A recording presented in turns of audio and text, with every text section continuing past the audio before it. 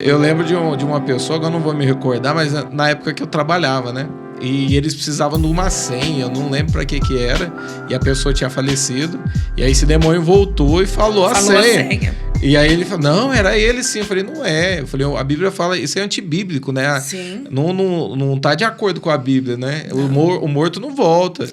E eu explicando, mas é bem complexo, porque a experiência que a pessoa tem mexe muito com ela, que ela não quer escutar ninguém, né? Ela fica tão encantada com aquela situação que ela quer viver aquilo, né? E o inimigo, ele se aproveita daquela sensibilidade da pessoa, né?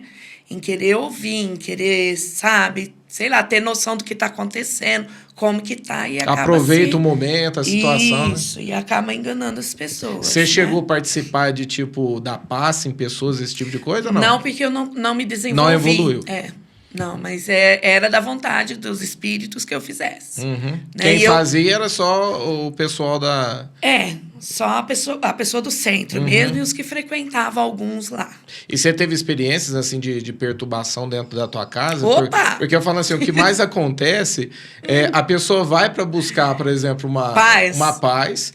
E aí o que acontece muito é desses espíritos entrar, que a gente sabe que é demônio, e tira a paz da família. A paz. Entra no pai, entra na mãe, entra nos filhos, né? Sim. E quebra tudo dentro de casa, pronto, a situação, e acaba, não tem nada de paz, né? É um engano mesmo. É um engano. Você chegou a presenciar essas coisas na tua família? Sim. Mais nova um pouco, meu pai tinha dessas, né, de quebrar as coisas dentro de casa. Eu lembro um dia, ele atacava a minha mãe e o meu irmão. E a mim nunca. Você acredita? Nunca.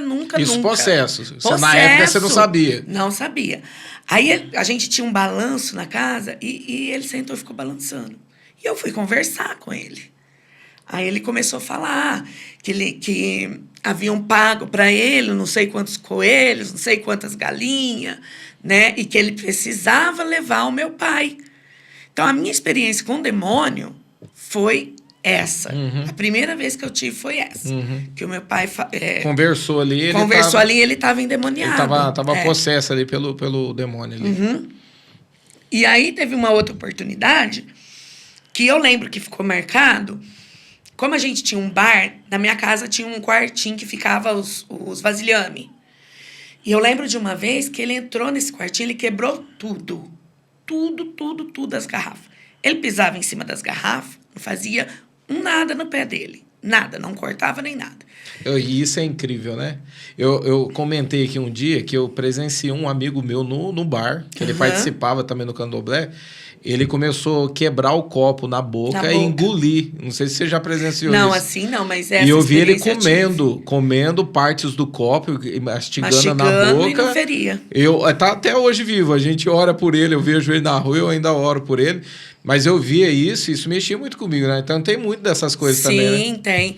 E aí, numa outra ocasião, eu não lembro se era no mesmo dia, eu sei que o portãozinho da nossa casa era baixinho e era fininho assim, ó. Ele andava em cima desse portão como se ele estivesse andando no chão. Olha. Sabe? Então, isso ficou muito marcado na minha lembrança, né? E aí, a gente saía correndo, eu e meu irmão. Era lá perto do lar. Tanto que os vizinhos lá, que moram lá até hoje, conhecem um pouco da nossa história.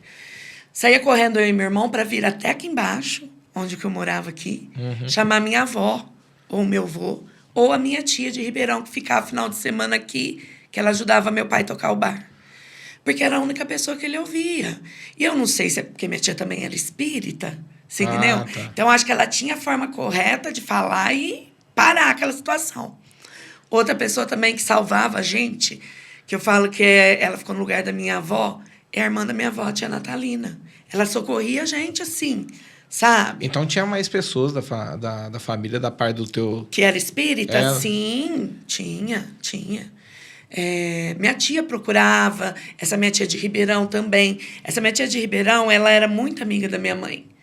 Então, ela ia buscando alguns caminhos para levar minha mãe por conta da perna. E foi ela que trouxe o evangelho para nós. Olha aí. Então, foi bênção. Então, esse tipo de experiência eu tive. E aí, eu era perturbada nesse sentido, de ver vultos, de escutar falando, né? Tinham noites que eu tinha...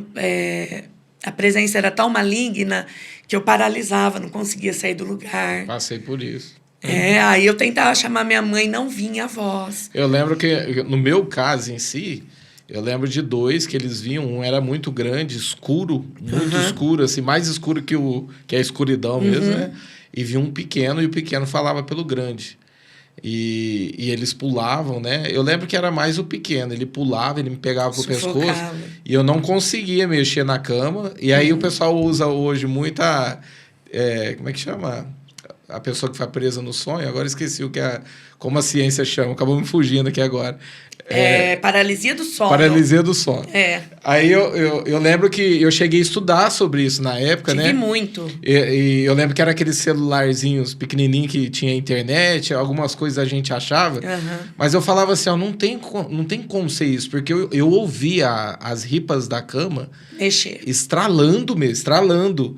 Né? E às vezes era real, porque eu acordava e via tipo o rosto dele em cima de mim, falando comigo, e eu presenciava esse tipo de coisa, né? Aí eu fico pensando, né? Onde tem paz em tudo isso, né? Sim. Porque eles acabam negociando, né? Se uma pessoa tá possessa, ó, vai e faz tal coisa pra ele que ele vai ficar calmo.